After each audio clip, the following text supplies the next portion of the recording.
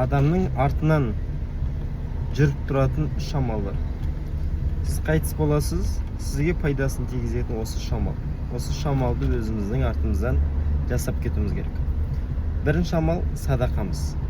Садақамыз бізге пайдасын тигізеді. Инстаграмнан, ютубтан, қай жерден болсын көріп қаламыз, осындай медресе салынып жатыр, мешіт салынып жатыр, аурухана, көпір салынып жатыр, осы ауылдың бір құдығы қазылып жатыр деп, соған өз үлесіңізді беріп қойыңыз. 100 теңге болса да бір ауырып жатқан адамға болсын, бір садақаңызды беріп қойсаңыз, садақа сізге пайдасын тигізеді. Және бір ғимараттарға, сондай бір білім ордаларына салған садақаңыз сол ғимарат жер бетінде тұрғанша дейін, сол адамдарға қызмет атқарғанша дейін сізге не істеп тұрады? Пайдасын тигізіп тұра береді, қайтыс болсаңыз да. Екінші амал бар, адам қайтыс болса да пайдасын тигізетін, ол пайдалы ілімі. Әрдайым, әрқашан жақсылыққа шақырып, жамандықтан тыйып жүруге тырысыңыз. Бір адамға болсын пайдаңызды тигізіп, бір ақыл үйретіп, пайдалы біліміңізді басқа біреуге үйретіп кетіңіз. Сол пайдалы іліміңізге, сол үйретілген адам қаншалықты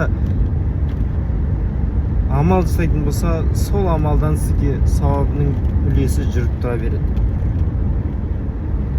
Тағы да соңғы үшінші амал, адамға пайдасын тигізіп тұратын, бұл ізгі ұрпақтың дұғасы.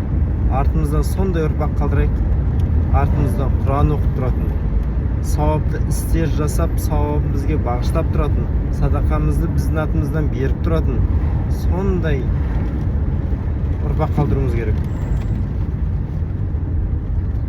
Өзіміз үшін уайымдап, дұға жасап, Құран оқып, құлшылығын жасап тұратын.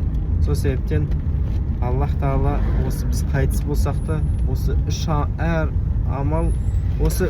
амал адамның әрбіріміздің артымыздан жүріп тұруын нәсіп етсін. Амал дәптер жабылған кезде осы нәрселер бізге не істейді? Пайдасын тигізеді, иншалла. Аллах Тағала естіп білгенімізге амал жасауын нәсіп етсін, амалдарымыздың қабыл болуын нәсіп етсін. Ва ахиру дауана анил хамдулиллахи раббил аламин.